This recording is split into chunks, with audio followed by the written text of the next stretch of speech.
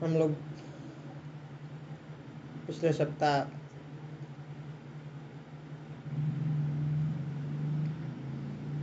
भगवान के बारे में जानने का प्रयास कर रहे थे। उसके पहले हम लोग ब्रह्म संहिता शुरू किए थे, बीच में बंद कर दिए थे। ब्रह्म संहिता का जस्ट हम लोगों ने उसका जस्ट बैकग्राउंड देखा था।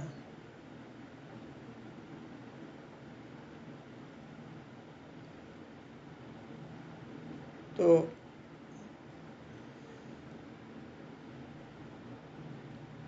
ब्रह्म संहिता जो है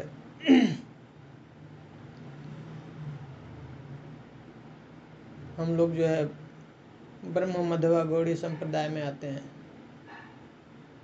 और ये ब्रह्मा जी के द्वारा स्तुति किया हुआ है, उनके द्वारा दिया हुआ ये संहिता है, इसलिए बहुत ही प्रोमिनेंट है। और स्पेशली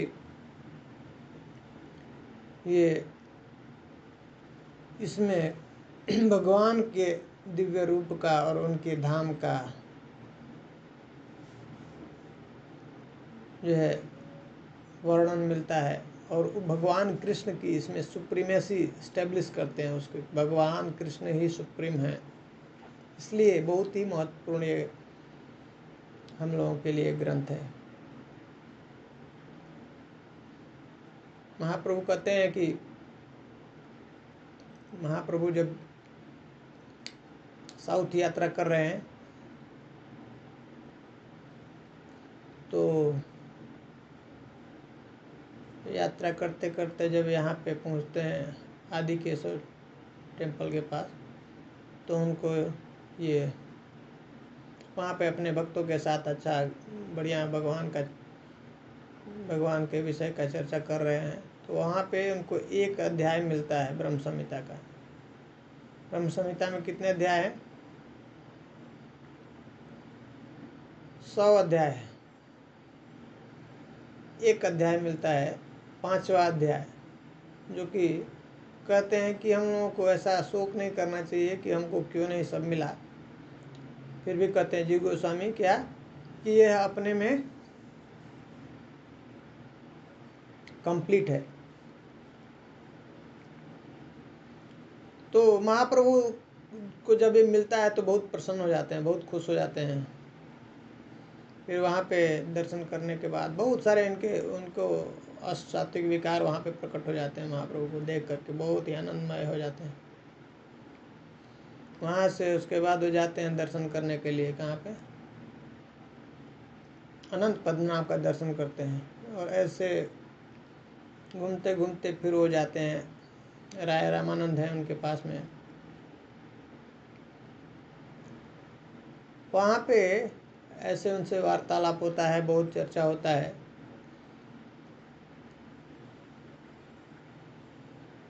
जिसमें भगवान सब जो है राय रामानंद से प्रश्न करते हैं और रामानंद जो है उनको बताते हैं। और इस तरह से काफ़ी जो है लंबा चर्चा के बाद कंक्लूजन में भगवान प्रसन्न होते हैं और उनको ये 2 बुक देते हैं। 2 बुक उनको वहाँ से मिलता है। क्या है? एक ब्रह्म संहिता और एक दूसरा बुक कौन सा है? कृष्ण कर्णामृत। और वो कहते हैं कि जो हमने अभी डिस्कशन किया है, जो हमने बात किया है, वो सब ये दोनों बुक से अलग नहीं है। दोनों बुक में सब कुछ आपको ये प्राप्त हो जाएगा। राय रामानंद और रामानंद राय फिर क्या करते हैं, वहाँ पे उसका अलग से कॉपी बनाते हैं और अपने पास रख लेते हैं और फिर से ये वो बुक जो है महाप्रभु को दे देते हैं। और वो महाप्रभु फिर से वो बुक ले जा करके क्या करते हैं, अपने वापस जब पूरी जाते हैं तो अपने जो खास भक्त हैं स्वरूप दामोदर और जो है उनके जो खास भक्त हैं उनके साथ शेयर करते हैं और फिर वहाँ पे उनके साथ ये चर्चा करते हैं। बताते हैं कि ये भागवतम का सार इसमें बहुत छोटे संक्षेप में संक्षिप्त में इस ब्रह्म संहिता में एक चैप्टर में पूरे भागवत का सार इसमें बता दिया गया है। इसलिए महाप्रभु बहुत प्रसन्न होते हैं, बहुत खुश होते हैं। जिसमें भगवान भगवान का जो है पूरा सब सब जो कैसे कृष्ण का जो धाम का एक छोटे से उसमें पूरा विस्तार से पूरा बहुत संक्षिप्त बोलते हैं कि इसको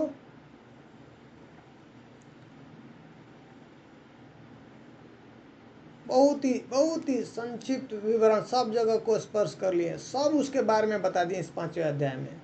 अरे सिद्धांत शास्त्र नहीं, ब्रह्म संहिता रसम। कह रहे हैं कि और कोई ही ऐसा शास्त्र नहीं है ब्रह्म संहिता के जैसा जिसमें ऐसा भगवान का महिमा गाया है। गोविंद महिमा ज्ञानेर परम कारण कर, अल्पाक्षरे कहे सिद्धांत अपार कर। थोड़ा सा उसमें बहुत सारा जो है सिद्धांत को इसमें बताया ब्रह्मा जी ने।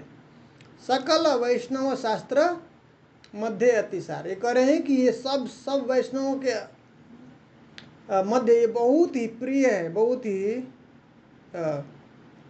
इम्पॉर्टेंट जो है ये अपना शास्त्र है ब्रह्म संहिता। महाप्रभु बताते हैं इसका चर्चा जो है, महाप्रभु जब जाते हैं तो इसको मध्य लीला में चैतन्य चरितामृत के उसमें 1.120 उसमें ऐसा ये सब पूरा चर्चा कर रहे हैं। जब जा रहे हैं महाप्रभु तो ये कैसे उनको कैसे प्राप्त होता है वो सब उसमें वर्णन है। और चैतन्य चरितामृत के जो है मध्य लीला में 9th चैप्टर में भी इसको बताते हैं।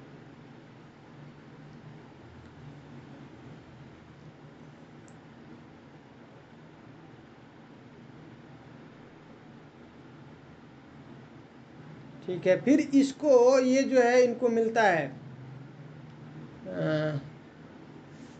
ये ब्रह्म संहिता जब ऐसे काफ़ी समय हो गुजर जाता है, जब आते हैं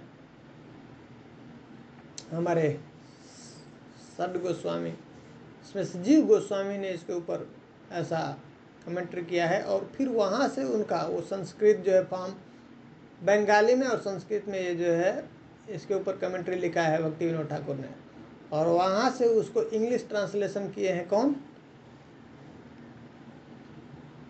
भक्ति सिद्धांत सरस्वती ठाकुर। और उनसे लिए प्रभुपाद जी जो है उसको ट्रांसलेट किए हैं। मैं नोट किया था एक लेटर, वो मुझे दिख नहीं रहा, उसको ढूंढ रहा था। प्रभुपाद जी एक लेटर देते हैं अपने कोई जो है उनके एक शिष्य हैं, उसमें बताते हैं बहुत जो मतलब इम्पोर्टेंस के बारे में। वो मैं थोड़ा सा पढ़ना चाह रहा था, वो मिल नहीं रहा, कहीं नोट करके रखा था उसको।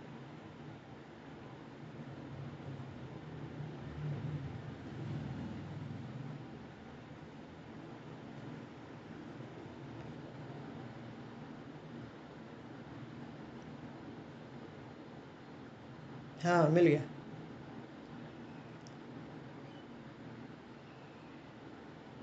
इसमें लिखते हैं उनको, ये लेटर लिखा है प्रद्युम्न को, उनके प्रभुपाद जी के शिष्य। कहते हैं please accept my blessings, I have received your letter, ऐसे इसमें बताते हैं।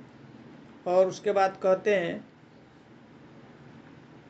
कि Brahma Samhita is the gist of Shrimad Bhagavatam, उसका सार है। In the Bhagavad Gita as well as in the Shrimad Bhagavatam, Krishna is accepted as supreme lord and everything about him is nicely described there. करें कि उसमें सब कुछ जो है भगवान के बारे में बताया। Similarly in the Brahma Samhita everything about Krishna is perfectly described.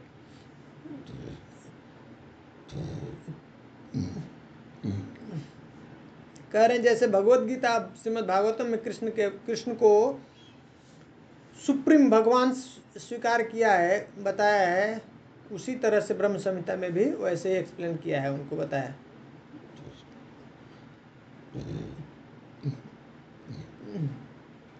Prabhupada ji कह रहे in the very beginning of the book Krishna is accepted as the supreme lord existing eternally in his transcendental form and is the cause of all causes. कह रहे हैं कि starting में ही ब्रह्मा जी ने ऐसा establish कर दिया, ब्रह्म संहिता एस्टेब्लिश करती है कि भगवान कृष्ण ही सुप्रीम है।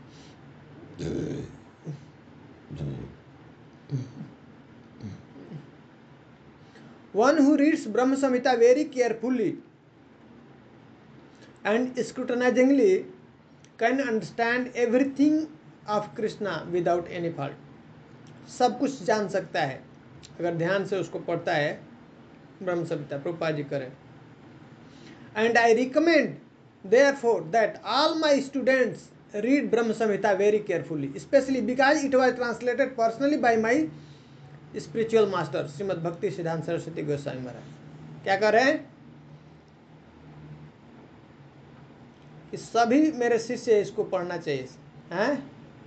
और प्रभुपाद जी कह रहे हैं कि स्पेशली क्योंकि मेरे प्रिय गुरु महाराज ने इसको लिखा है, ट्रांसलेट किया है, इसलिए खास करके, है ना। जी प्रभु जी। तो ब्रह्म संहिता बहुत हमारे लिए इम्पोर्टेंट है ना।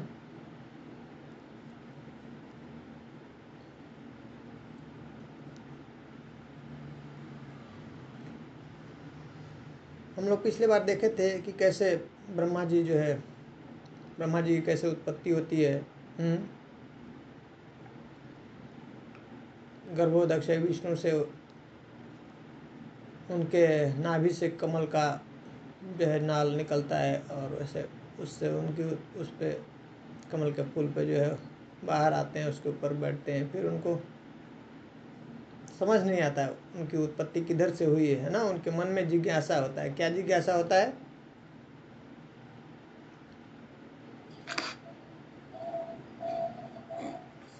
मतलब मैं कौन हूँ, कहाँ से आया है। हाँ, ये जिज्ञासा सबके अंदर होना चाहिए। मैं कौन हूँ, क्या स्रोत क्या है मेरा, किधर से आया हूँ, और जीने का उद्देश्य क्या है, हम आए हैं क्या करना, क्या है हमको, क्या करना चाहिए।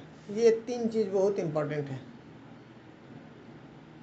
सब व्यक्ति के अंदर ये जिज्ञासा होना चाहिए। अगर ये जिज्ञासा नहीं है, इसका मतलब क्या है? वो जीवित नहीं, वो द्विपाद पशु है। कैसा है? 2 पैर जानवर। हाँ, यहीं से इसी को ब्रह्म जिज्ञासा कहते हैं। ब्रह्म सूत्र यहीं से स्टार्ट होता है। इसको ब्रह्म जिज्ञासा दे, ब्रह्मा जी का जिज्ञासा। उसी तरह से हम लोग सब लोग क्या हैं? ब्रह्म हैं। और सब ब्रह्म के अंदर ये जिज्ञासा मिनिमम जिज्ञासा है। और जिसके अंदर ये जिज्ञासा नहीं है उसको कहते हैं द्विपाद पशु। वो 2 पैर वाला क्या है? जानवर है। देखने के लिए ऐसे क्या है? मनुष्य का शरीर उसको प्राप्त है, देखने के लिए मनुष्य लगता है, लेकिन कैसा है? 2 पैर वाला जानवर। हाँ, 2 पैर का जानवर। ठीक है। जी प्रभु जी। तो म्यूट कर दीजिए। तो या फिर उसको बोलते हैं पागल की स्थिति है। कैसे पागल? जैसे मान लीजिए आप यात्रा कर रहे हैं, ट्रेन में आप यात्रा कर रहे हैं, और मान लीजिए ट्रेन में आप बैठ गए और ट्रेन चलने वाली है, और आपके ही सीट के पास में, कोच में, आपके बाजू वाले सीट पे कोई और व्यक्ति आकर के बैठता है, और आप उससे प्रश्न करते हैं, क्या आप कौन हैं, क्या नाम है आपका, हैं भाई साहब, आपको कहाँ जाना है? नहीं, जी प्रभु जी। अगर वो बोले कि मुझे पता नहीं है, कहाँ से आ रहे हैं, बोले मुझे नहीं पता है, हैं अब कौन है, क्या नाम है, बोले मुझे नहीं पता है। तो इस सब प्रश्न से अगर ये प्रश्न का उत्तर नहीं मिलता है तो आपको क्या लगेगा? पागल है सोचेगा। हैं? पागल है सोचेगा, है ना, कुछ मेंटली डिस्टर्ब है। नहीं, जी प्रभु जी। वैसे ही अगर वो व्यक्ति मनुष्य का शरीर प्राप्त हुआ है और उसके मन में ये प्रश्न नहीं आ रहा है कि मैं कौन हूँ, मेरा स्रोत क्या है, किधर से आया हूँ, और जीवन का उद्देश्य क्या है, करना क्या है मुझे इस जीवन में, ये नहीं पता है, ये क्वेश्चन अगर नहीं आती, इंक्वायरी नहीं करता है, तो वो उसको क्या कहेंगे? पागल की स्थिति है उसकी। सही कंडीशन में नहीं है, उसका मेंटल लेवल सही नहीं है, जी गुरु जी। है ना। तो ऐसे ही ब्रह्मा जी के अंदर यह जिज्ञासा होती है, बहुत समय तक वो प्रयास करते हैं, ऊपर ऐसे नाल में ऊपर नीचे जाते हैं, काफी हजारों वर्षों तक, बहुत भगवान के नाभि के पास भी पहुंच जाते हैं, लेकिन उनको समझ में नहीं आता है। तब उनके हृदय में ऐसा ये प्रकाश होता है कि उनको क्या करना चाहिए, तपस्या करना चाहिए। ऐसे काफ़ी समय तपस्या करने के बाद उनको भगवान का ऐसा दर्शन होता है, भगवान प्रसन्न होते हैं और उनको अपने वेणु के द्वारा, अपने फ्लूट के द्वारा क्या करते हैं, उनको दीक्षित करते हैं, उनको दीक्षा प्रदान करते हैं, उनको गायत्री प्रदान करते हैं, द्विज करते हैं, द्विजत्व ना। जी गुरु जी। हाँ, द्विज का मतलब पता है आप लोगों को? Second birth. हाँ, द्वि मतलब दो और ज का मतलब जन्म, जिसका 2 बार जन्म हो गया उसको द्विज कहते हैं, जिसका 2 बार जन्म नहीं होगा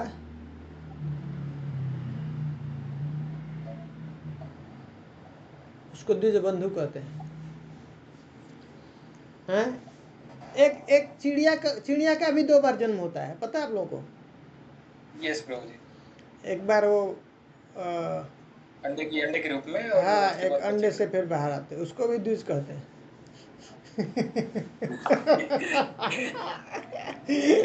लेकिन उसमें कोई द्विज बंधु नहीं होता। इसका नहीं है।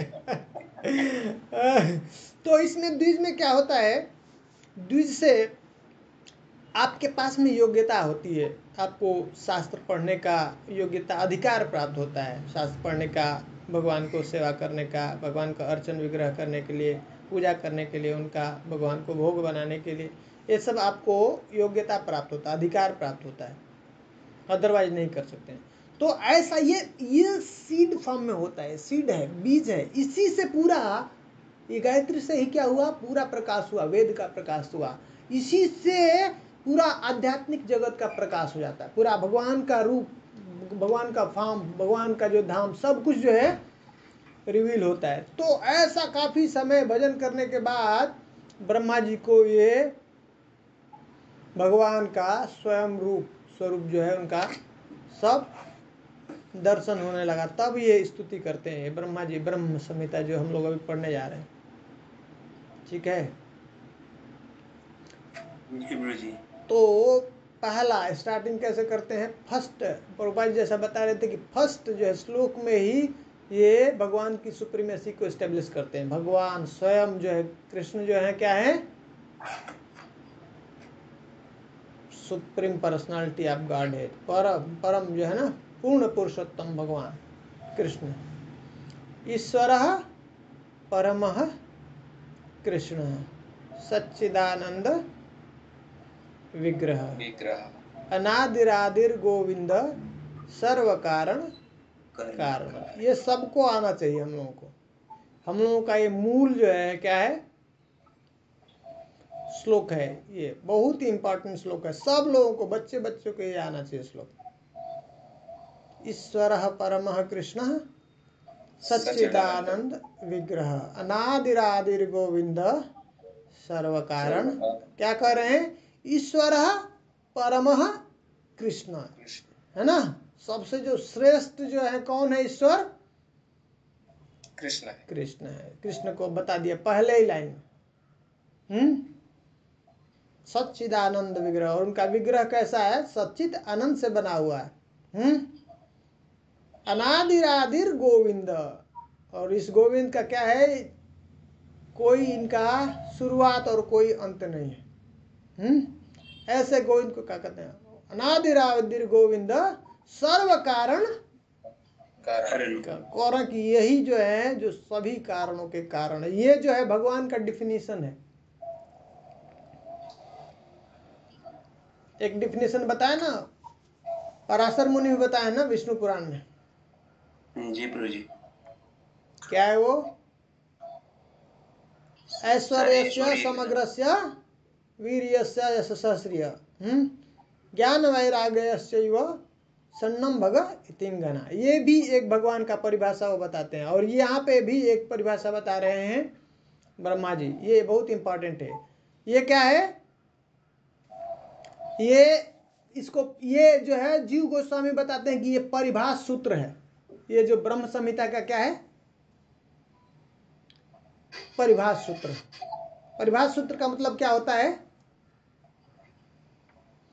जो बुक का जो अल्टीमेट उद्देश्य है, जो फोकस है, वो उसको बताता है, इंगित करता है। तो इस ब्रह्म संहिता का परिभाष सूत्र क्या है?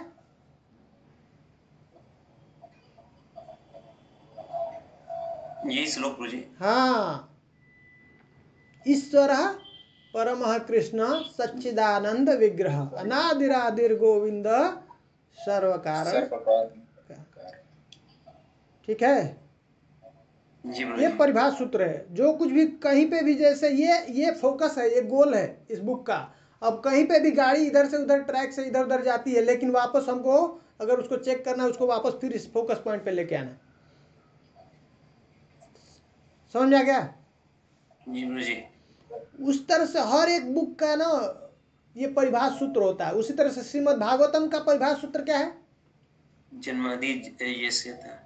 नहीं ओम नमो भगवते वासुदेवाय। नहीं, 1.3.28 एते चांस कला पुंसः कृष्णस्तु भगवान। हाँ, ये जो है परिभाष सूत्र है। मतलब आप देखेंगे उसमें हो सकता है बीच बीच में कोई किसी को और वहां पे उसको बताएगा कि ये सुप्रीम है, ये बड़ा है, ये ऐसा है, ऐसा श्रेष्ठ दिखेगा, लेकिन अल्टीमेटली हमको लेके आना है वहां पे, उससे चेक करना है, ये उससे मैच करना चाहिए, इन लाइन होना चाहिए इस ये जो है परिभाष सूत्र से। क्या बताते हैं वहां पे? एते चांस कला पुंस। एते मतलब हमने, एते मतलब ये सब। ओ उसके पहले सुखदेव गोस्वामी क्या कर रहे हैं? बहुत सारे ऐसे जो भगवान के अवतार हैं, उनके अवतारों का वर्णन कर रहे हैं, है ना? तो जी प्रभु जी। कहते हैं कि एते च अंश कला पुंस। अंश मतलब क्या होता है? Preliminary portion. हाँ, इसका मतलब क्या है? उसका जो भी जो डायरेक्ट एक्सपेंशन है उसको क्या बोलते हैं? अंश। और कला का मतलब क्या होता है? पार्ट हाँ, एक्सपेंशन। जो एक्सपेंशन का एक्सपेंशन है। ठीक है, तो भगवान से जो डायरेक्ट एक्सपेंशन है बलराम जी, ये क्या है? कला। हाँ, और आगे हम लोग पढ़ेंगे ये। और बलराम जी के बाद फिर ऐसे चातुर्व्यूह, फिर उसके बाद और दूसरा जो चातुर्व्यूह, और फिर ऐसे जो जो अवतार हो रहे हैं भगवान के, वो सब क्या है? कला अवतार है। एते चांस कला पुंस कृष्णस्तु भगवान से। क्या करे कृष्ण?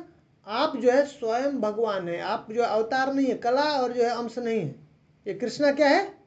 अवतारी। स्वयं अवतारी, स्वयं भगवान है। ये डिफरेंस है। तो ये स्टेब्लिश करता है सुप्रीमेसी भगवान का। उसी तरह से भगवत गीता में क्या है परिभाष सूत्र? सर्वधर्म प्रतिजय। नहीं, भगवत गीता में भी एक चतुश्लोकी भगवत गीता है। हाँ जी प्रभु जी। कहाँ से स्टार्ट होता है? वो होता है बस अहम सर्वस्य प्रभु मत सर्व। हाँ, ये जो है फर्स्ट श्लोक, ये क्या है? उसका परिभाष सूत्र है। अहम सर्वस्य प्रभु। वहां पे बता रहे हैं कि सबका जो इस भौतिक जगत का, आध्यात्मिक जगत का जो स्रोत है, जो सोर्स है, जहां सबका जो उद्गम है, वो कौन है? अरे भगवान मैं हूं। अहम सर्वस्य प्रभु। हाँ, मेरे से सब कुछ की उत्पत्ति होती है, उद्भव होता है। मत्तः सर्वम प्रवर्तते, मेरे से बढ़ करके और कुछ नहीं है ना। जी और इस तरह से जो व्यक्ति जान लेता है ठीक ठीक से, बुधा भाव समन्विता, वो कौन से किस तरह से वो मेरी भजन रखता है? बुद्धिमान। कौन भक्ति से करता है? मेरे में लगता है इंटेलिजेंट पर्सन ये जो कह रहे हैं आप वो तो है इंटेलिजेंट, लेकिन वो इंटेलिजेंट का वो जो भाव की बात कर रहे हैं, किस भक्ति में कौन सी किस तरह से कौन प्रकार की भक्ति हो, हम मुझे लग जाता है वहाँ पे भगवान बता रहे हैं कि वो भाव भक्ति में आकर के, प्रेमा भक्ति में आकर के मेरा भजन करता है। समझ में आ रहा है ना, वो तापस भक्ति की बात कर रहे हैं। तो वहाँ पे अपना सुप्रीमेसी वो स्टेब्लिश करते हैं, वो जो है उसके आसपास सब कुछ होना चाहिए। उसी तरह से भक्ति रसामृत सिंधु में भी परिभाष सूत्र है। भक्ति रसामृत सिंधु का 1.1.11 अन्य अभिलाषिता शून्यम ज्ञान कर्मादि अनावृतम अनुकूल्येन कृष्णानुशीलनम भक्तिरुत्तम। तो उसी तरह से हमारा ब्रह्म संहिता का परिभाष सूत्र क्या है?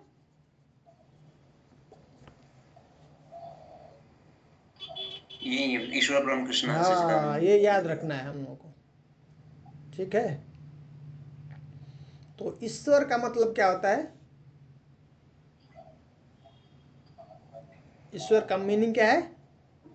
सारा ऐश्वर्य। हाँ, कंट्रोलर। ईश्वर का मतलब क्या होता है? कंट्रोलर। तो हम सभी का ईश्वर हैं,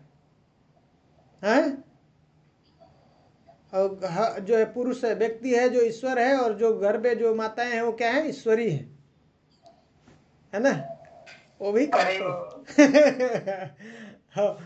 और जबकि इस भौतिक जगत का जो कंट्रोलर कौन है?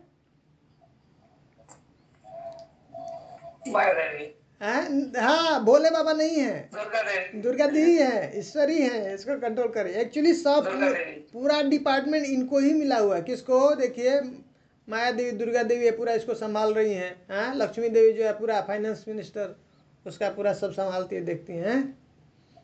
हाँ, सरस्वती देवी जो है पूरा विद्या का डिपार्टमेंट, हाँ, सब इनके पास में ही है। डिपार्टमेंट इनके पास है, हमारे पास कुछ नहीं है। इनके पास बहुत शक्ति है, हमको पता नहीं है। भगवान ने ऐसा शक्ति दिया है इनको। पूरा शक्ति तो शक्ति तो यही है, शक्ति यही है, वो तो शक्तिमान है। हाँ, हमारे पास कुछ नहीं है, इनके पास बहुत ज़्यादा शक्ति है। प्रभुपाद जी बता रहे हैं कि इनबिल्ट ऐसा है कि ये अट्रैक्ट करते हैं, इनके अंदर अट्रैक्शन का पावर बहुत ज़्यादा है। इसलिए एक जगह बताते हैं कि अगर जिसका कृष्ण में ऐसे आसक्ति नहीं है, भगवान में, तो उसके लिए खुला ये माया है,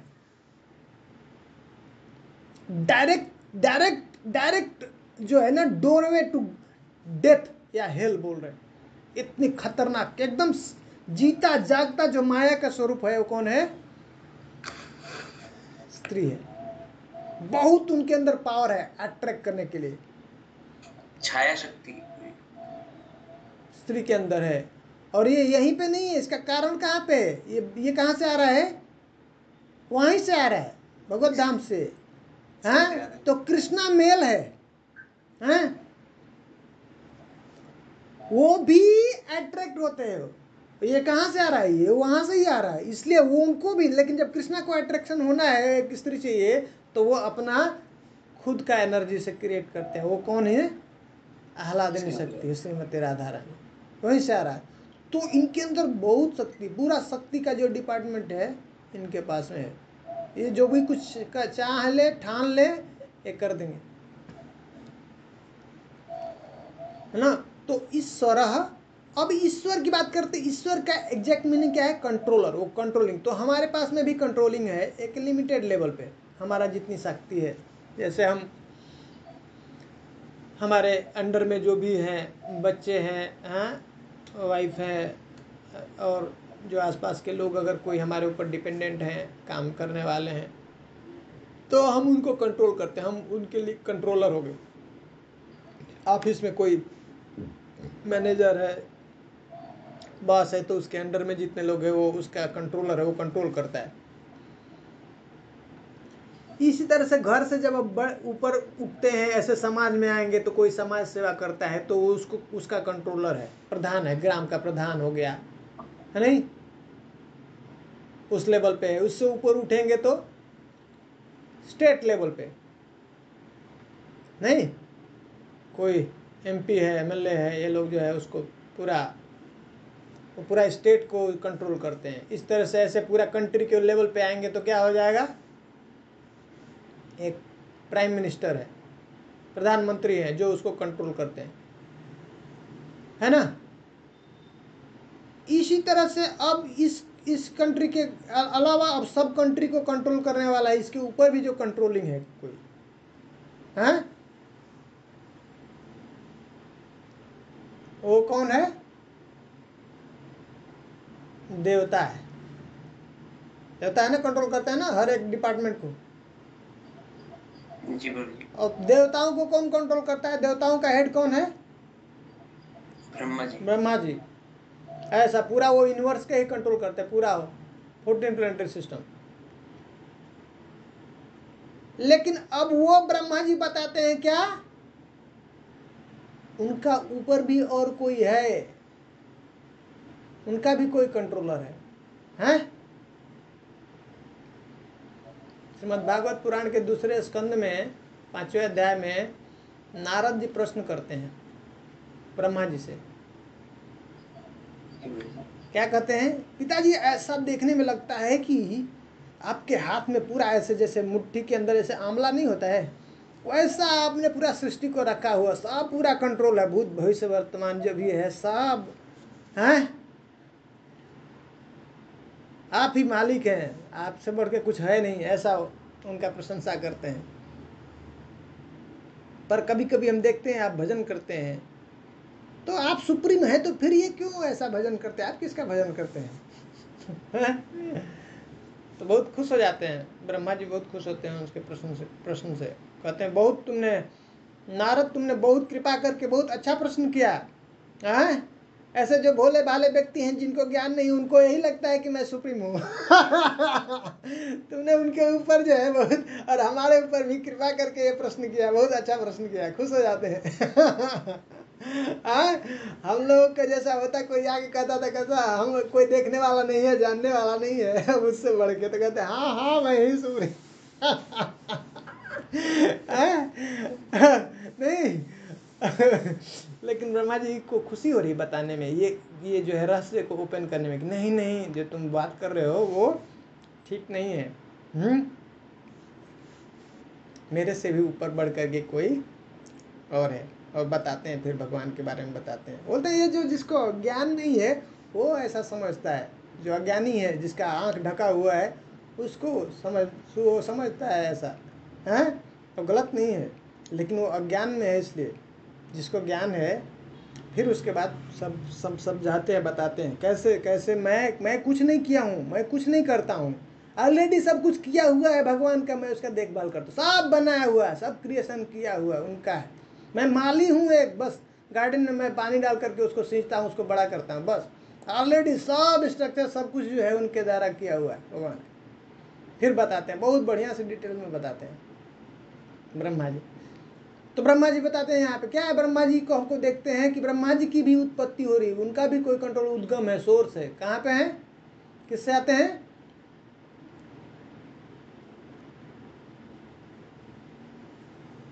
गर्भोदक्षय विष्णु से, है ना। फिर गर्भोदक्षय विष्णु के भी ऊपर उनका कोई कंट्रोलर है, कौन है, महाविष्णु। हाँ महाविष्णु, कारणोदक्षय विष्णु। और ऐसे हम लोग जब चलते चलते जाएंगे तो अंत में पाते हैं क्या है, स्वराट कौन है,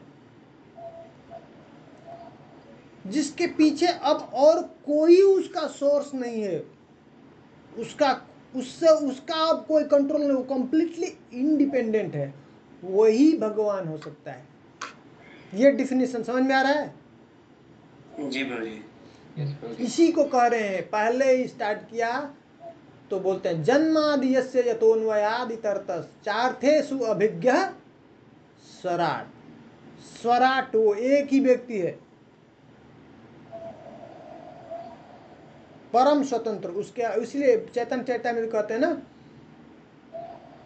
एकल ईश्वर कृष्ण, ये ईश्वर, ये कंट्रोलर एकमात्र कृष्ण है, बाकी सब भृत्य, सब कंट्रोल्ड है।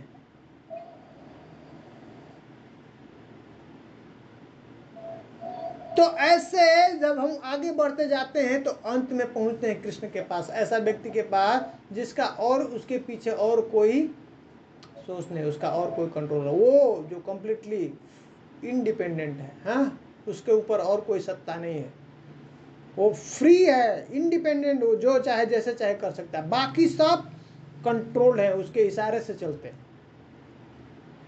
वो कौन है? ईश्वर। हाँ, ये बता रहे ब्रह्मा जी, परमः कृष्ण, वो कृष्ण है। ठीक है। हरे कृष्ण प्रभु जी। हाँ प्रभु जी, ये जो पूरा ब्रह्म संहिता है, हाँ ये जब क्रिएशन होके वो द्विज बनाते उस समय सारा ब्रह्मा जी बोलते हैं कि हाँ हाँ हाँ उसी समय सर। हाँ, ब्रह्मा जी को जब ये एक्चुअली भगवान को भगवान का दर्शन होता है, वो उनको ये गायत्री देते हैं, हृदय में ये सब प्रकाशित करते हैं, फिर वेदों का प्रकाश होता है। उसी समय जब मैच्योरिटी में जब ये जैसा ध्यान करते हैं, भजन करते हैं, इसके बाद उनको ये रिविलेशन होता है, प्रकाश होता है, इनको दर्शन होने लगता है, भगवान का दर्शन होता है, धाम का दर्शन होता है। उसमें स्तुति कर रहे हैं, जो हम लोग पढ़ेंगे स्तुति वाला पार्ट है 29 से लेकर के 56 तक। फर्स्ट से आप पढ़ेंगे आगे ब्रह्म संहिता, तो उसमें डिटेल्स दिया है कि कैसे कैसे कैसा कैसा भगवान का धाम है, और कैसे वो भगवान से वो मिलते हैं, भगवान कैसे उनको जो है गायत्री देते हैं, और फिर क्या होता है। और उसके बाद 29 से लेके 56 पे वो ब्रह्मा जी स्तुति करते हैं, वो दर्शन कर रहे हैं, वो कृष्ण का और जो है धाम का, उस स्तुति में इसको दर्शन करते हुए उसका वर्णन कर रहे हैं, बता रहे हैं। तो जब ब्रह्मा जी पूरा गोप सखा को जो चोरी कर लेते उसके बाद जो स्तुति करते हैं, उस समय भी यही स्तुति होता है कि उस समय कोई दूसरा स्तुति होता है? नहीं, वो दूसरा स्तुति है। वो तो वो रिविलेशन अलग होता है, उनको रिवील करते हैं, उनको मतलब उनको भगवान की आइडेंटिटी पता चलती है, तब उसके पहले भगवान की कृपा से ऐसा ही वो जो है उनको मोह में डालते हैं और ये लीला करते हैं, उस समय वो भ्रमित हो जाते हैं, भगवान को समझते नहीं हैं। यहाँ पे भगवान का दिव्य रूप, दिव्य धाम और सब कुछ जो है दिव्य है, वो उसका दर्शन हो रहा है उनको, और उसको फिर तब वो जो है स्तुति कर रहे हैं। ठीक है जी।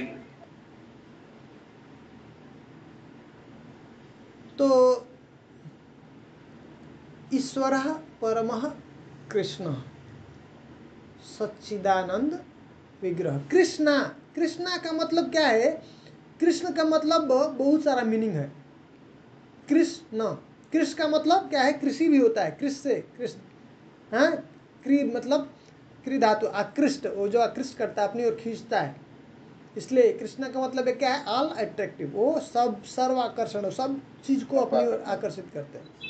और कृष्ण का मतलब होता है एक repetition of birth and death, बार बार बार बार ये जन्म मृत्यु होता है ना, उसको भी कृष्ण का मतलब। और ना का मतलब जो स्टॉप कर देता है, जो रोक देता है। तो जो रिपीटिशन, जो बर्थ और डेथ का जो रिपीटिशन है उसको स्टॉप कर देता है, वो क्या है?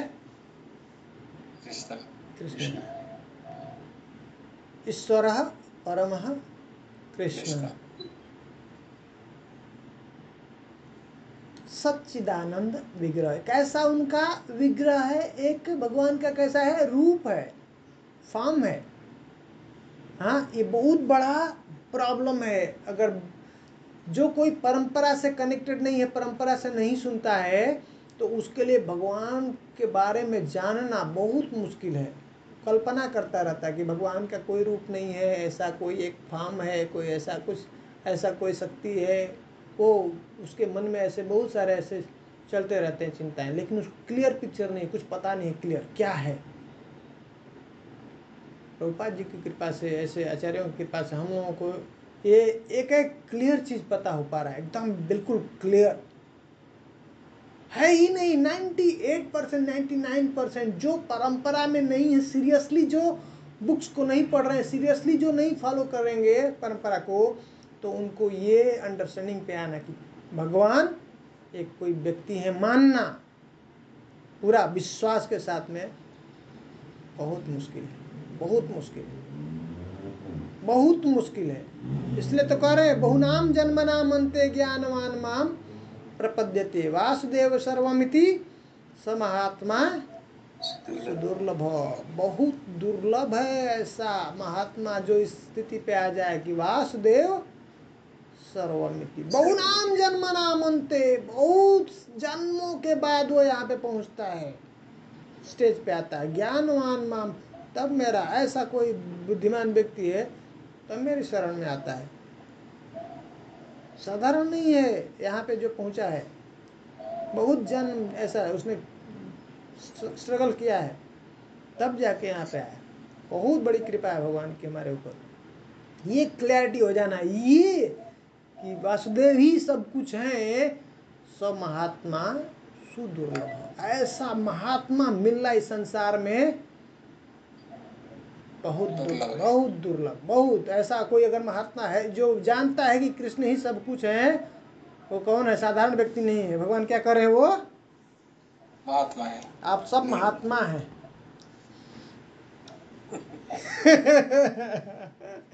आप लोग साधारण नहीं है। जो इस स्तर पे आ गया, पूरा सब कुछ अपना तन मन धन सब लगा दिया, कृष्ण को दे दिया, समझ लीजिए समर्पित कर दिया, साधारण नहीं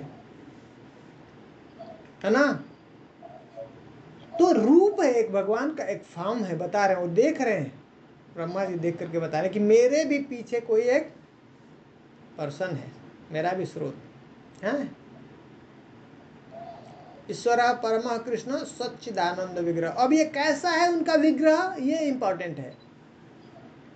ये भौतिक जगत को कह रहे हैं 7वें अध्याय में ना, भगवान क्या कह रहे हैं? ये किससे बना हुआ? दो एनर्जी है, एक परा है और एक अपरा, है ना।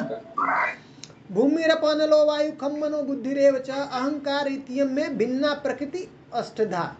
ये क्या है? अपरा। ये अपरा प्रकृति है। ये भगवान की जो है एक एनर्जी है, एक शक्ति है, इसको अपरा प्रकृति, एक्सटर्नल। अपरेयम इसको बोल रहे हैं, ये अपरा है। अपरेयम ये अपरा है जो हमने बताया। अपरेयम इतस तो अन्य। अब इसके अलावा एक और क्या है? हाँ, अपरेयम इतस तो अन्य प्रकृति विद्धि में पराम।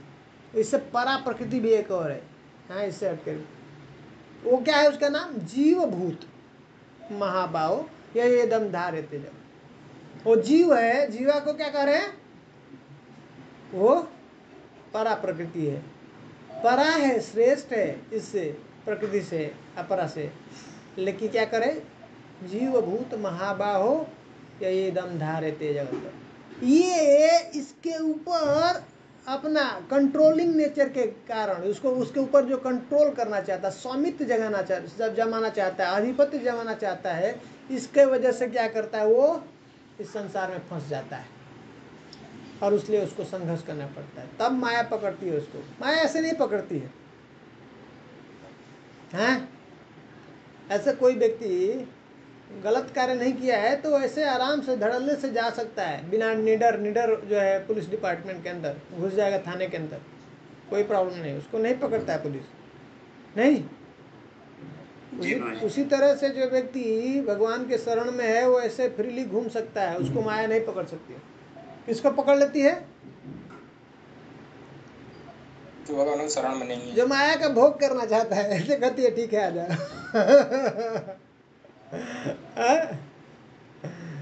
है ना। यही मूल कारण है हम लोगों का। तो इस भौतिक जगत को कह रहे भगवान की, ये जो है ये भौतिक जगत किस चीज से बना है? 8 धातु से बना हुआ। पृथ्वी से, जल से, अग्नि, वायु और आकाश, और 3 और बताते हैं जो सूक्ष्म है, वो क्या है? मन, बुद्धि और अहंकार। ये 8 धातु से ये भौतिक जगत को बनाया, रचना किया। लेकिन भगवान का धाम, भगवान का शरीर, भगवान का जो वो जहाँ पे रहते हैं, वो सब किस चीज से बना हुआ है? सच्चिदानंद से। हाँ, ये है इंग्रेडिएंट वहां पे, सच्चित और आनंद। सत्य है क्या? इटर्नल। हाँ, जो शाश्वत है वो कभी खत्म नहीं होता है। महाराज आज बता रहे थे ना 3 प्रकार की जो है वहाँ पे शक्ति से काम चलता है। कौन कौन सी है? संवित, हाँ, संध्य और अलादनी। संधिनी, संवित और अलादिनी। अल्लाह उसी को क्या करें? सत, चित और आनंद। आनंद। वहाँ पे इसके द्वारा, इस शक्ति के द्वारा सब कुछ, वो ये इंग्रेडिएंट है उससे बना हुआ है जो कभी खत्म नहीं होता है, सब इटर्नल है। वहाँ पे काल कैसा है? शाश्वत है। वहाँ पे सिर्फ प्रेजेंट है, कोई पास्ट और कोई फ्यूचर नहीं है। जबकि यहाँ पे क्या है? खाली पास्ट और फ्यूचर है। सही बात है। प्रेजेंट 1 सेकेंड है। प्रेजेंट का हमको अनुभव नहीं हो पाता है, सिर्फ पास्ट ही हम लोग फ्यूचर में रहते हैं। सब हमेशा जो समय हमारा निकलता है चिंतन में निकलता है, पीछे का या फिर आगे का। प्रेजेंट में बहुत ही भाग्यशाली जीव है जो इंटरनल एनर्जी के अंदर है, वो प्रेजेंट में रह पाता है, प्रेजेंट को प्रॉपरली यूटिलाइज कर पाता है। नहीं तो उसका जीवन ऐसे ही निकल जाता है, या तो पास्ट का या तो फ्यूचर के चिंतन में। हर प्रेजेंट को यूज कर लेना बहुत बड़ी कृपा है भगवान की। एवरी मोमेंट, एवरी सेकंड को अगर जो जी लेता है, सही से उसको यूटिलाइज कर लेता है, उसके ऊपर बहुत बड़ी कृपा है भगवान। इंटरनल एनर्जी के अंदर में जब तक नहीं आएगा बहुत मुश्किल है।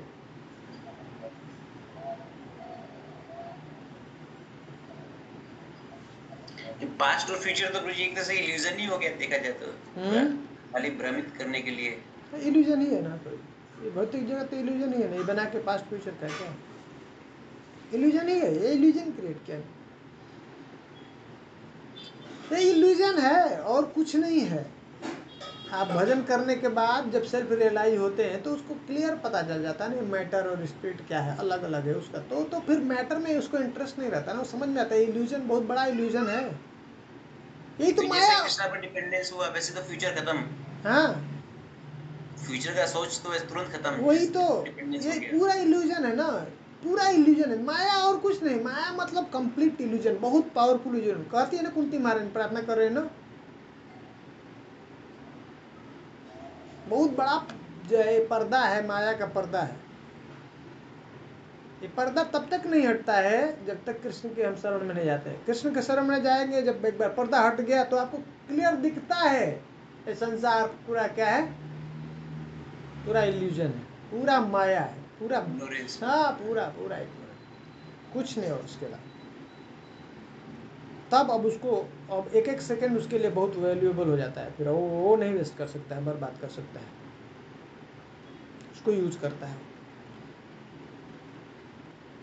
जब तक कृष्ण के शरण से जो दूर है उसका वही हमेशा भय में जीवन बीतता है, हमेशा चिंता में, हमेशा शोक में जो है जीवन बीतता है। तो फॉल्स ईगो का भी कारण गुरुजी इग्नोरेंस हो गया क्या? सब इग्नोरेंस है, रूट काज तो इग्नोरेंस है। इग्नोरेंस ही है, तमोगुण का ये सब प्रोडक्ट है, सब तमोगुण का प्रोडक्ट है, सब फालतू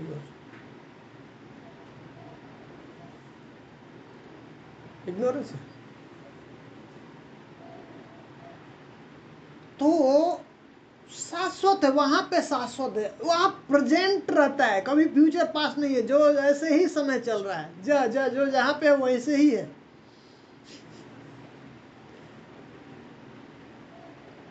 सत चित्त, चित्त मतलब चित्त बता रहे थे महाराज। चित्त एक ऐसी शक्ति है जिसके द्वारा हम या भगवान जो है प्रकाशित करते हैं इस संसार को, भौतिक संसार को, आध्यात्मिक संसार को भगवान प्रकाशित करते हैं। हमको उससे ही पता चलता है। किससे पता चलता है? चित्त शक्ति के द्वारा हमको ज्ञान प्राप्त होता है, किसी भी चीज का जो ज्ञान चित्त शक्ति के द्वारा। हाँ, चित्त शक्ति का हमारे ऊपर कृपा नहीं होगा तो ये शास्त्र हमको रिवील नहीं होगा। भगवान का रूप है, लीला है, गुण है, सब रिवील नहीं हो सकता है। समझ में आ रहा है? एक पर्सनालिटी है, सभी जो शक्तियां हैं इसके पीछे तो कंट्रोल कर रहे हैं। सत चित और आनंद। आनंद कौन है, किसके किसके कंट्रोल में है आनंद? अलादीनी श्रीमती हाँ, राधा श्रीमती राधा रानी के कंट्रोल में है पूरा ये आनंद। जो जीव को अगर जो आनंद प्राप्त होता है, ये संसार में आनंद नहीं है, संसार में कोई सुख नहीं है, संसार में सिर्फ दुख है। ये पहले पता हो जाना चाहिए, ये जरूरी है कि संसार में कोई सुख है ही नहीं। जब तक उसको पता नहीं चलेगा, ये भ्रम है, बहुत बड़ा भ्रम है जिसमें जीव जो है उसको ढूंढ रहा है, सुख को ढूंढ रहा है। हाँ, चपल सुख है, भ्रम है, एक्चुअली वो सुख है ही नहीं।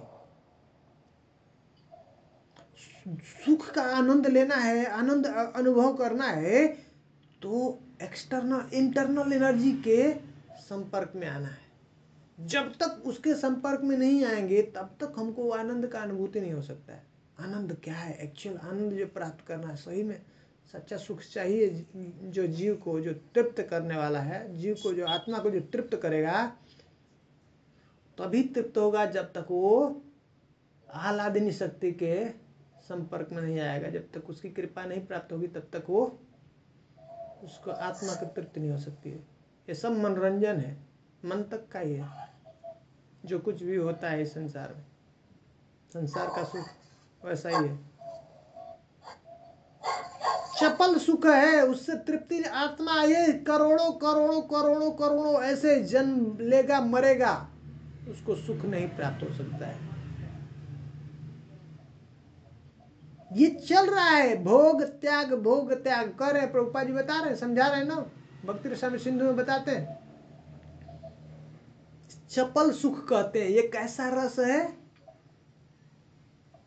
सुख थोड़ी देर के लिए फ्लैश, बिजली का जैसे चमक होता है, खत्म हो गया, ऐसा बहुत कम सुख मिलता है, ऐसा उसको महसूस होता है सुख। अगर एक्चुअल उसको सुख मिलता तो क्यों छोड़ता वो?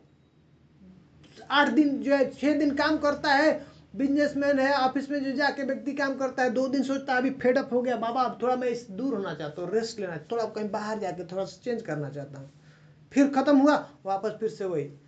त्याग भी नहीं कर सकता है और भोग भी नहीं कंटिन्यू कर सकता है, दोनों को ब्रेक करना पड़ेगा, क्योंकि इससे उसको सुख नहीं मिल रहा है, पर उसको पता ही नहीं एक्चुअल सुख किधर है।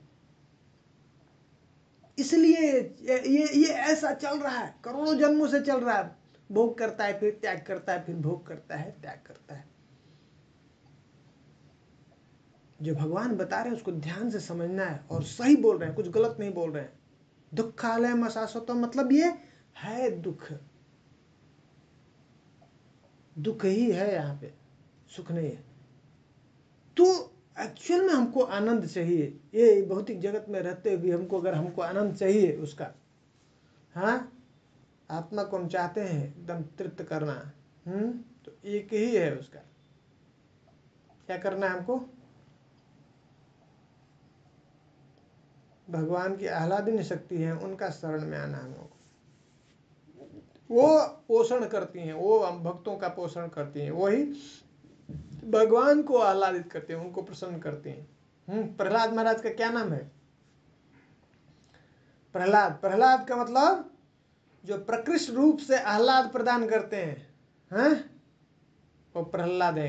हैं, भगवान जो है उनको, लक्ष्मी नरसिंहदेव जो है उनको आनंद प्रदान करते हैं, इसलिए उनका नाम प्रहलाद, आह्लाद से है। तो आह्लादिनी है कौन?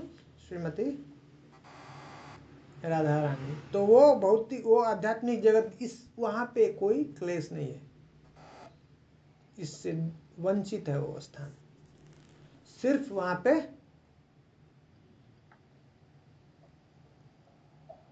सत, चित्त और आनंद है। तो उसी तरह से भगवान का भी जो रूप है, कैसा है? विग्रह उसको बोलते हैं। हाँ, मूर्ति हम लोग बोलते हैं ना, मूर्ति देखते हैं ना, यहाँ पे विग्रह बोलते हैं। जो टेम्पल में भी है ना, अर्च विग्रह, जिसको हम लोग पूजा करते हैं, उसी तरह से भगवान का विग्रह फॉर्म है। कैसा फॉर्म है? वो व्यक्ति जैसा, हम लोगों का जैसा शरीर है वैसा, लेकिन हमारा शरीर किससे बना है? पंचभूत से बना है। उनका शरीर किससे बना है? सच्चिदानंद से। सच्चिद और आनंद से बना हुआ है, हमेशा वैसे ही रहता है। उसी तरह से वहाँ का धाम भी ऐसा ही, ठीक ना? वहाँ पे आध्यात्मिक जगत को ये कंट्रोल होता है, ऐसे कंट्रोल करती है। ये 3 शक्तियाँ हैं। यहाँ पे क्या है? माया शक्ति है। सत्वगुण, रजोगुण और तमोगुण के द्वारा भौतिक जगत को कंट्रोल करते हैं।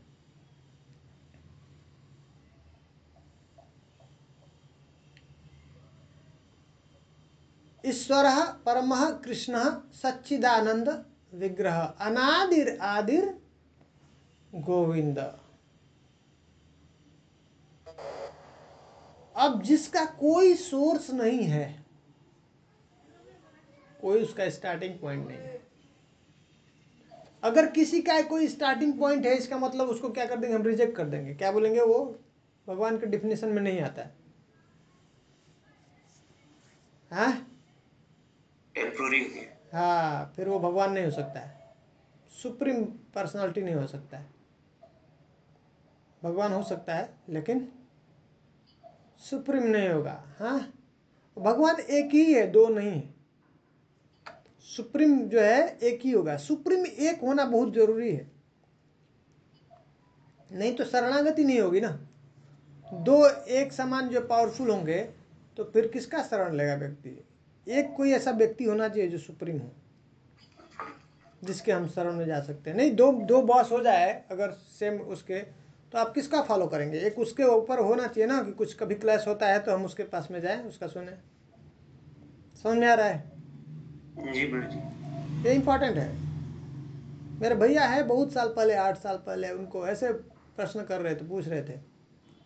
तब अभी वो डिवोटी नहीं थे, जप नहीं करते थे। तो उनके मन में एक ही प्रश्न था, बस एक प्रश्न जब जानना चाह रहे थे, कौन भगवान कौन है? एक ही होना चाहिए भगवान। हम लोग तो देखते हैं यहाँ पे जो है दुर्गा भी है, काली भी है, हनुमान जी भी है, सबका पूजा करते हैं, सब देखते हैं। एक होना चाहिए भगवान। जब उनको पता चला तो वो मान लिए, जप करने लगे, स्टार्ट हो गया। बहुत लोगों के मन में ये प्रश्न है। एक होना चाहिए, वो दो नहीं है, वो एक ही है। इसलिए बोलते हैं ना प्रभु जी, एक ही ब्रह्म द्वितीय नास्ति। द्वितीय नास्ति, दूसरा और कोई नहीं, एक ही है। हाँ, बोलते आगे पढ़ेंगे ब्रह्म संहिता में बहुत सारा रेफरेंस। अद्वैतम अच्युतम अनादिम अनंत रूपम गोविंदम आदि पुरुषम तम हम भजामि। बहुत ही पावरफुल बुक है ये ब्रह्म संहिता, जो हम लोग बहुत सारा ऐसा कोट करते, वो हम लोग एक्सप्लेन करते हैं, बताते हैं, उसका सब रेफरेंस ब्रह्म संहिता में है। अद्वैत है, वो दो नहीं, एक ही है। अच्युत है, अनादि है, जिसका आदि नहीं है। अनादिर आदिर, हाँ, कोई जिसका कोई बिगिनिंग है नहीं, कोई कोई एंड नहीं। गोविंद सर्व कारण कारण, है ना? सब कारणों के कारण कौन है? गोविंद। हाँ, कृष्ण है। कोई भी जो भी हम कार्य करते हैं इस संसार में, जो भी हो रहा है ना, उसका कोई ना कोई व्यक्ति कारण होता है, डायरेक्ट और इनडायरेक्ट, है ना? फैन चल रहा है, लाइट ऑन है, इसका मतलब करंट है, उसके पीछे जो कारण, करंट अभी चला गया तो लाइट अपना हमारा चला जाएगा नहीं। इस तरह से ढूंढते ढूंढते हमको एक एंड पे जाना है, जिसका अल्टीमेट कोई व्यक्ति कारण होगा। वो अल्टीमेट जो कारण है वो कौन होगा? कृष्ण है। जैसे हम हैं, हमारा कारण कौन है? फादर, हमारे पिताजी, है ना? हमारे पिताजी, हमारे माताजी। अभी उनका भी कोई कारण, वो किधर से आए? उनके माता पिताजी नहीं। जी गुरु जी।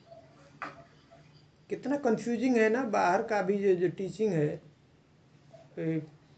बता रहे थे सार्वभौम प्रभु जी, डार्विन फिलॉसफी क्या कहता है? हम किधर किससे आए हैं? बंदरों से। बच्चे बच्चे जाके पढ़ के आते हैं तो बोलते हैं बंदर हैं हमारे पूर्वज। हैं? और बच्चों की बात छोड़िए, बड़े बड़े लोगों को क्लियर नहीं है, वो भी मानते हैं हम बंदरों से आए हैं, पुराने पूर्वज करते हैं बंदरों जैसे। हैं? इसलिए बंदर है हरकत करते हैं बंदरों जैसी। क्या है? हरकत करते हैं बंदरों जैसी। हाँ, बंदर इसलिए से बंदर समझते हैं खुद हम को। बंदर से आए हैं। सच में बहुत लोगों को ऐसा है, भक्ति में आने के बाद भी क्लियर नहीं रहता है, क्योंकि ऐसा भर गया है दिमाग में, वो ना जाता ही नहीं है। कितना गलत जो टीचिंग है, सोचिए। हम लोगों को भी क्लियर नहीं था, इसके पहले कहाँ था? वही हम लोग जो पढ़ करके आए थे अलग अलग जो है फिलॉसफी, हम भी जानते। उनका दिमाग को फॉर्मेट करना प्रभु जी हरि नाम के द्वारा बहुत मुश्किल है।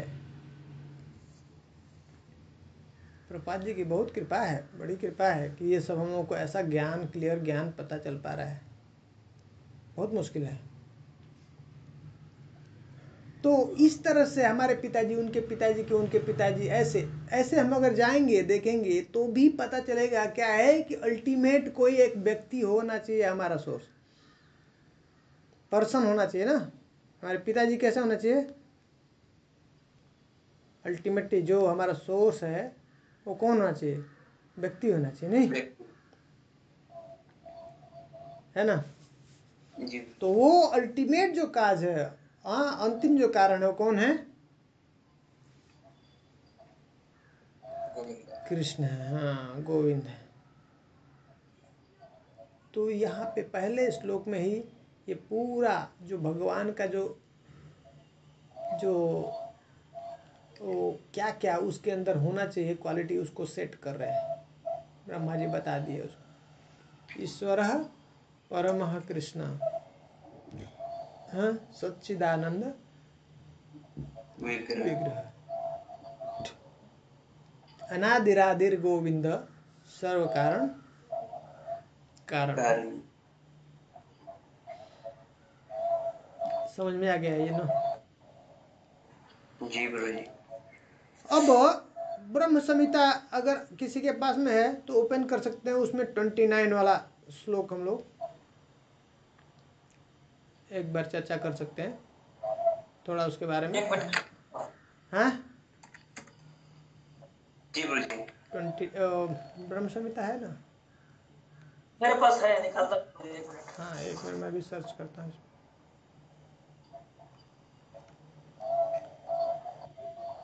जैसे प्रभु जी के उसमें ब्रह्म संहिता, श्रीमद् भागवतम और भगवत गीता, इनमें से किसका प्राकट्य कब हुआ? पहले कौन सा है और बाद में कौन सा है? नहीं नहीं, ऐसा नहीं है। ये अभी ये एक चीज़ इसको आपको क्लियर करता हूँ फिर से। इसमें ऐसे कोई आगे पीछे की बात नहीं प्रभु जी, ठीक ना? 29 वाला 29। हाँ, 29। इंता प्रकर सद्मसु कल्प वृक्ष लक्षावृतेषु सुरभिरभिपालयन्तम् लक्ष्मी सहस्र सत्संद्रव सभ्यमानम हाँ गोविंदम आदि पुरुषोत्तमहं भजामि। हाँ हाँ हाँ, ठीक है। ये रहा स्क्रीन पे गुरु जी। हाँ, स्क्रीन पे डाल दीजिए, हाँ, डाल दिए। जी गुरु जी। अच्छा, तो प्रभु जी मैं आपको बताता हूँ, क्लियर कर देता हूँ अभी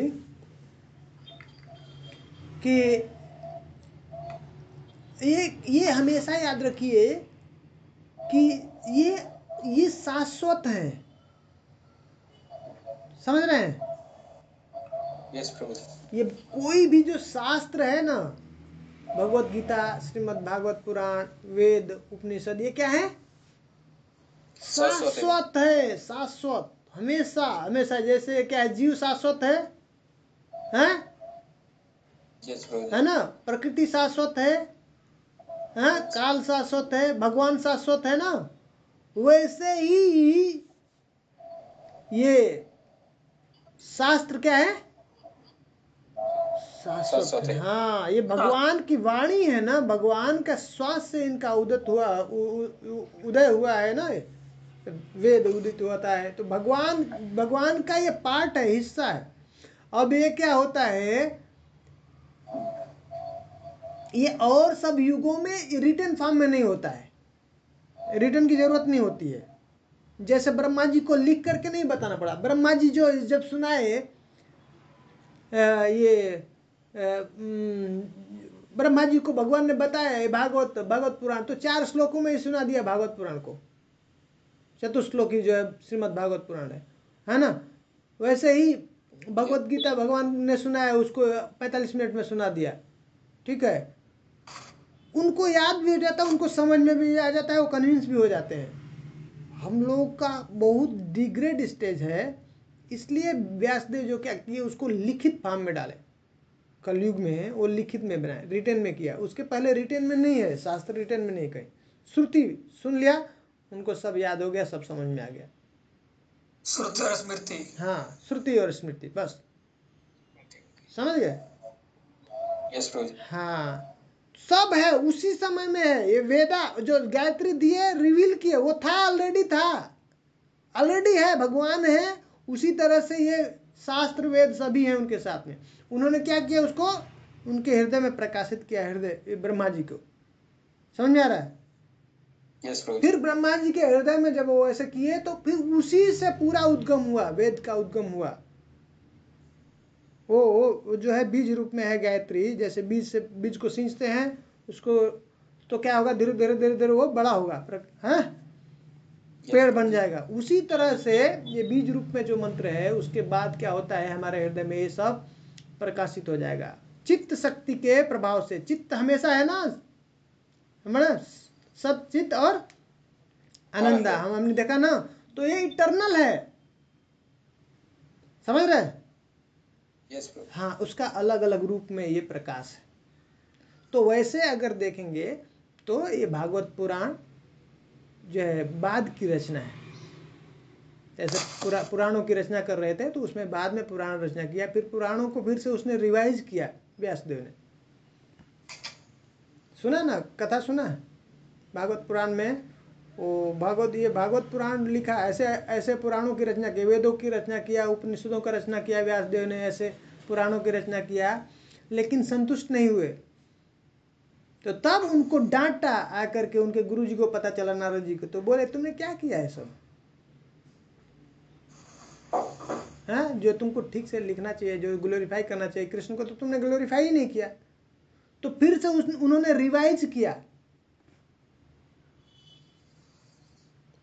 पहले स्कंद में 7वें अध्याय में जाएंगे, पढ़ेंगे, तो वहाँ पे बता रहे हैं, नारद जी कहते हैं कि उसको फिर से उन्होंने व्यासदेव ने क्या किया, उनको बताया, तो फिर उन्होंने रिवीजन किया। वो ड्राफ्ट फॉर्म में ऐसा किया था, फिर उसको रिवाइज किया, फिर ग्लोरीफाई किया भागवत पुराण।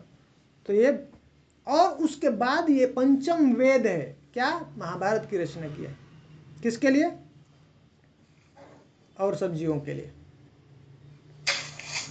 जो डायरेक्ट एक्सेस नहीं है जीवों को, जैसे स्त्री है, शूद्र है, और द्विज बंधु हैं, उनके लिए जो है इजी वे में समझने के लिए रामायण और महाभारत, ये इतिहास है, इनकी रचना किया। रामायण का वाल्मीकि जी ने किया, और महाभारत का व्यासदेव जी ने। व्यासदेव। ठीक है। यस प्रभु जी। हाँ, ये याद रखिए हमेशा, ये सब शाश्वत है, भगवान के साथ में रहते हैं हमेशा। अब ये पूरा कंट्रोल है, इसी से आपको समझ में आएगा। ये कभी भी इसको बुक या मैटर मत समझिए। ये जो चीज़ भी हम लोग, ये दिव्य है, पूरे कंट्रोल में है, किसी के कंट्रोल में है। और जैसे जैसे हमारी योग्यता होगी, पवित्रता हमारे अंदर होगी, उसके हिसाब से हमको प्रकाशित होगा। समझ रहे हैं। यस प्रभु जी। तो अब ये देखते हैं, ये वाला चिंतामणि प्रकरण। सद्मसुकल्प वृक्ष लक्षावृतेषु सुरभिर अभिपालयन्तम लक्ष्मी सहस्र शत संभ्रम सेव्यमानम गोविंदम आदि पुरुषम तमहम भजामि।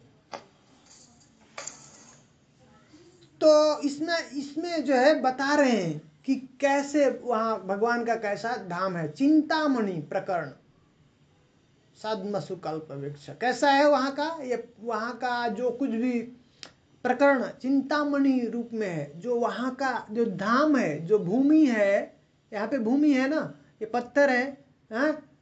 वहाँ का जो घर है, जो स्ट्रक्चर है किया हुआ, किस चीज से बना हुआ है? चिंतामणि से किया हुआ। एक व्यक्ति है, कल्प वृक्ष है, लाखों कल्प वृक्ष। हाँ, चिंतामणि जानते हैं आप लोग क्या है? हाँ, पत्थर है। हाँ, सोना बना। हाँ, ये उसको पारसमणि कहते हैं। जो पत्थर ऐसा पत्थर है जो सोना बना देता है। कोई भी जो है उसको कोई भी मेटल है ना, उससे कनेक्ट करेंगे, उसको टच कराएंगे, स्पर्श कराएंगे तो सोना बना देगा। हाँ, यहाँ है, यहाँ पे है, खोजना पड़ेगा। हाँ हाँ हाँ, कम है पर है। एक बार शिव जी के पास में कोई भक्त है, वो कोई ब्राह्मण है, गरीब पुअर ब्राह्मण कहते हैं प्रभुपाद जी। वो गया पूजा करने के लिए शिव जी को, बहुत प्रार्थना किया तो शिव जी बहुत खुश हो गए उससे। तो बोली मुझे पूछा क्या चाहिए, मुझे बोला मुझे सबसे अच्छा चीज़ जो है दे दीजिए। तो बोले वो भेज दिए वहाँ पे सनातन गोस्वामी के पास। सनातन गोस्वामी भजन कर रहे थे, वहाँ पे गए तो वो व्यक्ति जाके, वो ब्राह्मण पूछा मुझे शिव जी ने भेजा आपके पास में, आपके पास जो सबसे अच्छी जो कीमती वस्तु है वो दे दीजिए। तो बोला ठीक है, उधर वो गार्बेज में से उठा लो, एक पत्थर है। हाँ, बोले क्या है? बोले वो जो है पारसमणि है। वो क्या करता है, वो कोई लोहा को ऐसे इसको स्पर्श कराओगे तो उसको सोना बना देगा। बहुत खुश हो गया, वो लेके गया, हाँ, खूब सोना बनाया। बाद में उसके दिमाग में आया क्या, ये अगर सबसे अच्छा ये वस्तु कीमती वस्तु है तो वो सनातन गोस्वामी वो उसको उसमें डस्टबिन के अंदर क्यों रखा, कूड़े के अंदर डाल के रखा था। ऐसा क्यों? उनके पास में जाके फिर से पूछने गए।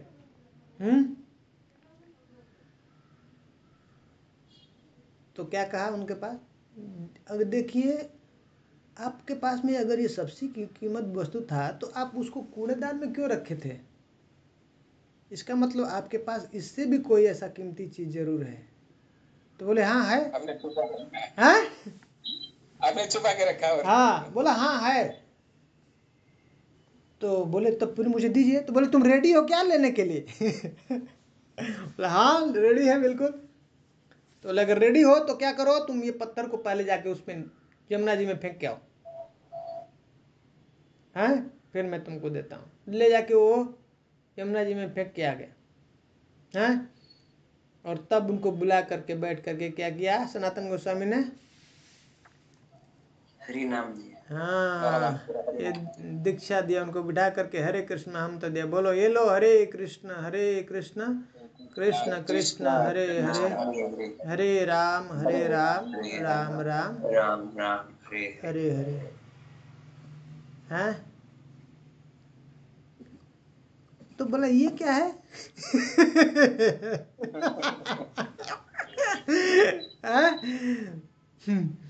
बोला वो तो टच स्टोन था, पारसमणि था, उसको तुमको उसको बनाने के लिए जो है ना, सोना बनाने के लिए कोई ना कोई मेटल का जरूरत पड़ेगा तुमको, है सही है ना? तब बनाओगे ना, लोहा भी तो होना चाहिए ना भाई सोना बनाने के लिए।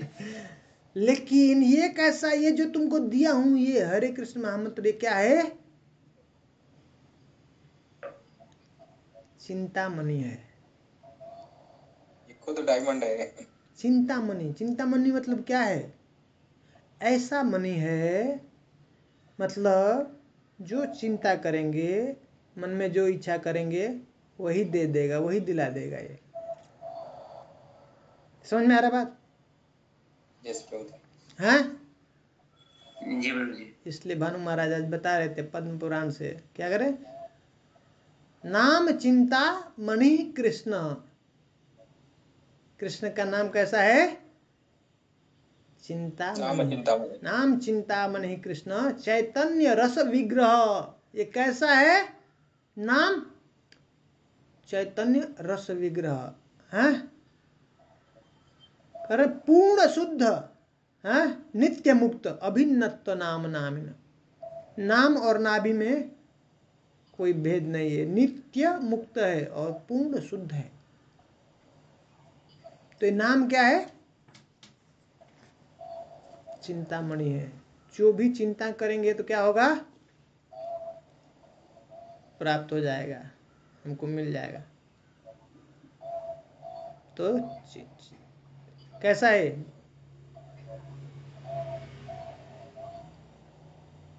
इसका महिमा समझ में आ रहा है? तो भगवान का धाम ही पूरा कैसा है? सब वहाँ पे जो है घर है, जो जगह है, जो कुछ भी बना हुआ है, सब चिंतामणि से बना हुआ है। चिंतामणि प्रकरण सद्म सुकल्प वृक्ष। और कैसा है वहाँ पे वृक्ष? कैसे हैं? कल्प वृक्ष है। वो भी कैसे हैं? वो भी सभी आपकी काम को पूरा करने वाला, सब इच्छा जो भी आप इच्छा कीजिए उससे मांगिए कल्प वृक्ष से, वो आपको दे देगा, पूरा कर देगा, दे देगा। श्रीमद् भागवत पुराण में ये वर्णन है, जब यज्ञ हो रहा है, ये दक्ष यज्ञ करते हैं और उसके बाद उसका सब तोड़ फोड़ होता है, विनाश होता है। माता सती जो है उसमें अपना आहुति दे देती हैं, शरीर को जो है उसमें आग में। तो तब उस समय वर्णन है, सभी देवता बाद में जो है उनके पास में जाते हैं मदद के लिए, ब्रह्मा जी के पास। ब्रह्मा जी और सब देवता फिर से भगवान के पास में जाते हैं। तो वहाँ पे भगवान जहाँ पे हैं, शिव जी कैलाश पे भजन कर रहे हैं, वहाँ पे वर्णन है कि वहाँ पे भी कुछ जगह पे कुछ ऐसे वृक्ष पाए जाते हैं। कैसे? वो कैसे वृक्ष हैं? कल्प वृक्ष है, वहाँ पे भी है।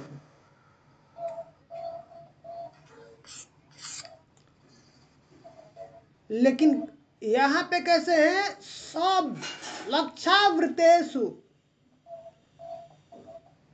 लाखों करोड़ों ऐसे जो भी वहाँ पे पेड़ कैसे हैं? सब कैसे हैं? कल्प वृक्ष है। उनसे जो भी मांगेंगे वो सब आपको प्राप्त हो जाएगा। ऐसा नहीं आम के पेड़ से हम जाते हैं, यहाँ पे तो आम मिलता है ना, पर वहाँ पे ऐसा नहीं है, जो भी उनसे मांगेंगे वो हमको प्राप्त हो। यहाँ पे भी वृक्ष है, इस भौतिक जगत में भी कल्प वृक्ष है।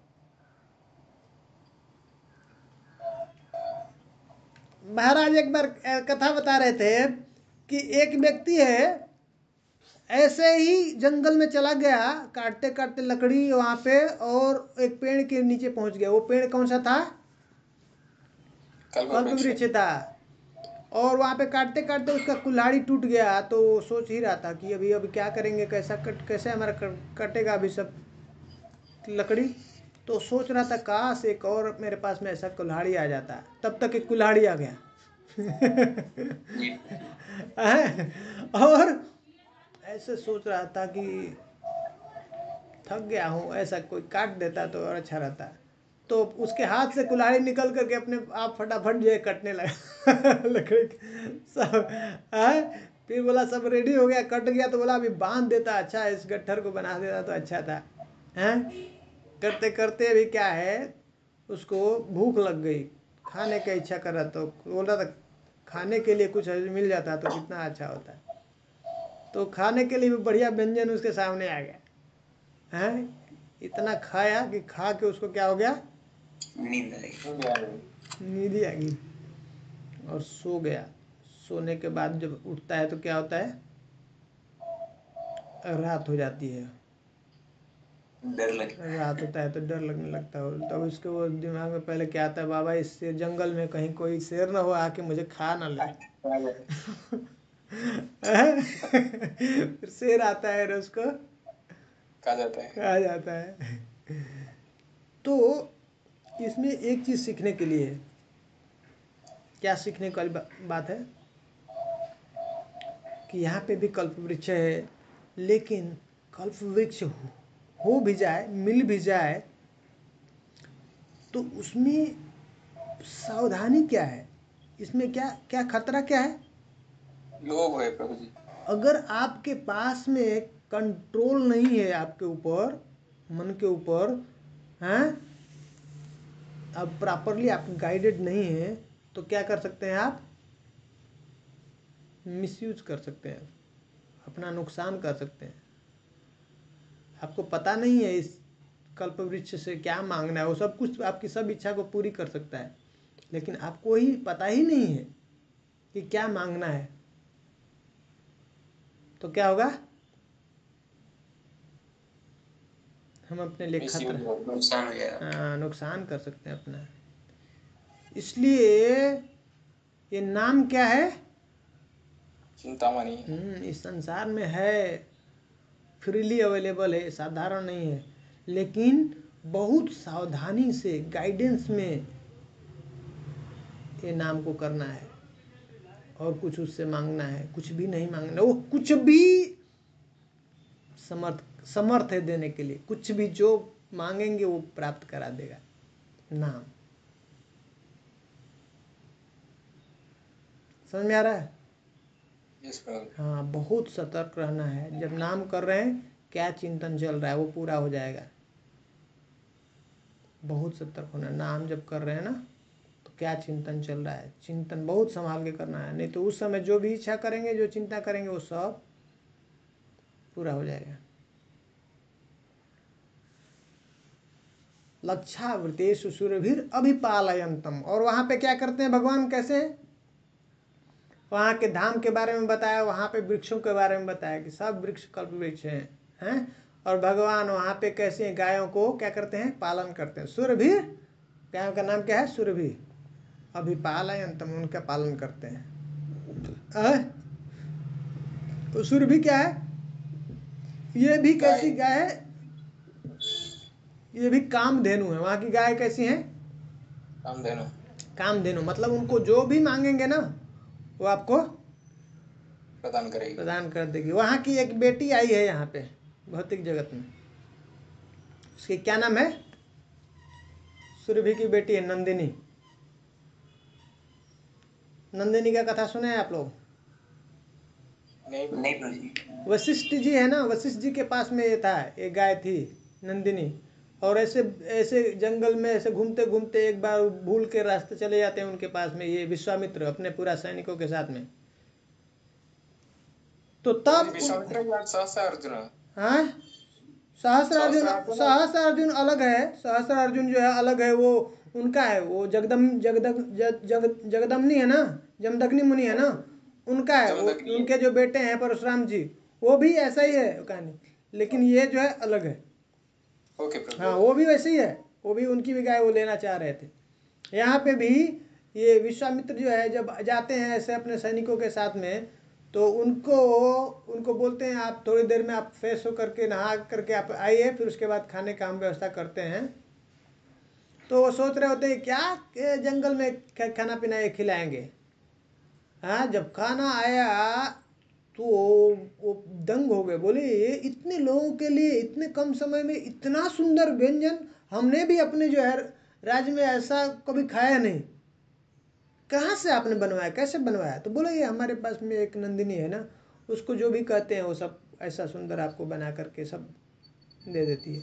तो बहुत आश्चर्य हुआ और बहुत खुश हुआ। वो बोला, विश्वामित्र जी बोलते हैं ये गाय एक काम कीजिए, तब मुझे दे दीजिए, आप क्या करेंगे?